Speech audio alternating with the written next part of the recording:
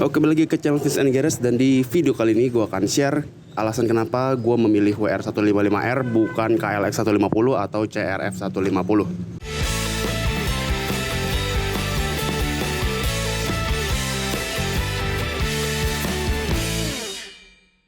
Oke, selamat datang di channel Fis and Garage, di mana channel yang akan membahas hal-hal yang berhubungan dengan otomotif, terutama di bagian roda 2. Kayaknya nanti akan ada roda 4 sih, semoga aja ya. Jadi kita langsung ke poinnya aja. Kenapa gue memilih WR155R sebagai motor sejenis trail ataupun supermoto dibandingkan dengan KLX atau CRF 150F ya kalau nggak salah ya.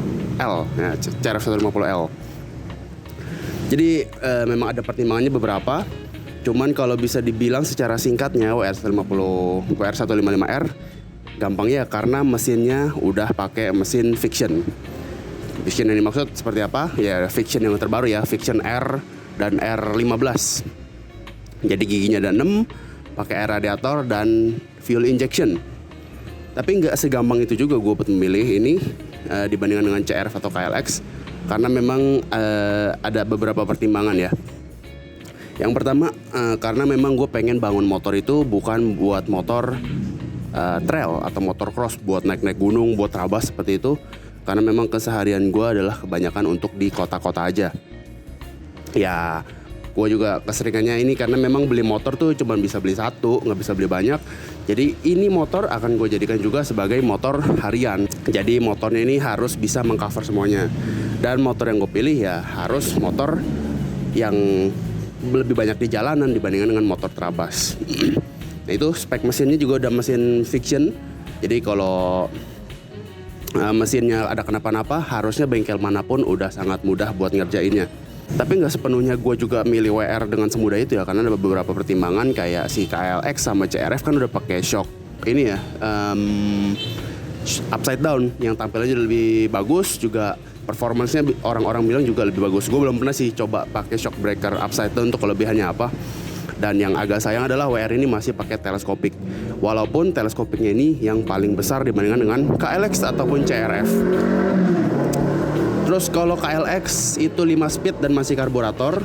Terus kalau CRF sudah pakai fuel injection dan speednya juga masih tetap 5. Dan dua-duanya sama-sama belum ada radiator. Memang sesuai peruntukannya mereka itu dibangun untuk motor trabas banget. Gue pernah nonton di review Otomotif Net ya. Motor ini memang tenaganya paling gede, buat nanjak-nanjak oke, gampang karena gigi satunya udah kenceng banget. Dan ya udah pakai radiator, rasionya compression ratio-nya juga lebih tinggi. Cuman memang kelemahannya adalah motor ini berat, jauh lebih berat dibandingkan dengan KLX dan CRF. Dan yang gue jamin kalau ada kenapa-kenapa, KLX ini pasti lebih repot kalau misalnya di tengah hutan ada kenapa-napa. Contohnya kalau misalnya air radiator bocor, nanti mesinnya overheat, sedangkan ngebenerin siripnya itu susah. Kalau si KLX sama CRF kan nggak ada ya, dia memang didesain sebisa mungkin bisa di keadaan apapun gantinya atau servisnya tuh gampang, karena memang didesain untuk motor gunung. Kalau ini banyakan orang juga udah bilang ini pasti motor buat motor supermoto lebih cocoknya, bukan buat motor trabas. Seperti contohnya lagi bisa dilihat, ini sebenarnya kecelakaan kali ya. Gue menemukan kenapa ini motornya lebih cocok untuk supermoto dibandingkan trabas adalah waktu itu gue nonton di Chung Bike Shop di TikTok ya kalau yang tahu. Itu bisa dibilang motor KLX ini shock breakernya itu paling bercanda. Kalau motor supermoto, kalau motor trail atau motocross itu shocknya tuh tinggi-tinggi, tapi begitu didudukin ambles karena memang didesain empuk untuk ngehantam redaman yang misalnya jalan bebatuan yang terlalu banyak ekstrim dan mesti geraknya cepat travelnya. Tapi ini shock breakernya keras banget. Shock depan belakang itu keras sampai kalau didudukin itu bukannya ambles, masih tetap tinggi aja nih motor.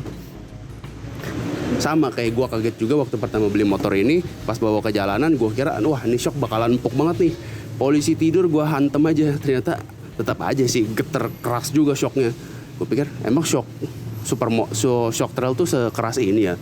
Ternyata memang motor WR ini punya keunikan di mana shocknya ini lebih keras dibandingkan dengan motor trail yang seharusnya. Jadi ya lucu aja sih. Jadi ini lebih cocok buat supermoto. Kenapa lebih cocok buat supermoto? Karena shock keras ini lebih cocok untuk di aspal. Jadi ujungnya kalau misalnya gue di jalan biasa, lagi bermanuver, lagi cornering dan lain-lain, ini shocknya antang banget. Dan kalau manuver juga shocknya nggak membal-membal sama sekali karena keras dan semuanya nurut sama handling position dari gue. Dan satu alasan lagi juga karena motornya ini bentukannya gede ya. Kalau dibandingkan dengan KLX itu kayaknya motor yang sesuai dengan cc-nya, kecil gitu kan. Kalau Yamaha kan gue lihat beberapa belakangan ini kan mesin 150 cc bodinya digambot-gambotin ya. R15 jadi gambot. Terus WR155 ini juga gambot. Walaupun WR155 ini desain dari tahun 2009 kalau nggak salah, di luar negeri ini udah ada namanya WR125 R dan WR125X.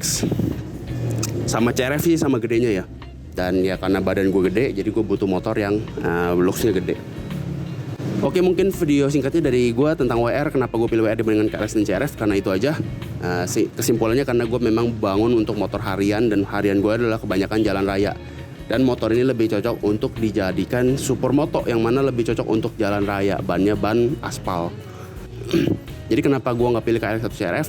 Secara kepentingan gue, KLX CRF itu memang didesain untuk motor pegunungan, yang spare partnya itu yang mudah diganti, jadi tenaganya dikorbanin. Fitur-fitur kayak radiator, gigi 6 itu nggak dipakai karena memang tujuannya untuk bisa dioprek-oprek dengan gampang di tengah gunung. Tapi itu untuk kepentingan gue, setiap hari itu nggak terlalu banyak, nggak pernah ke gunung, jarang pakai motor malah.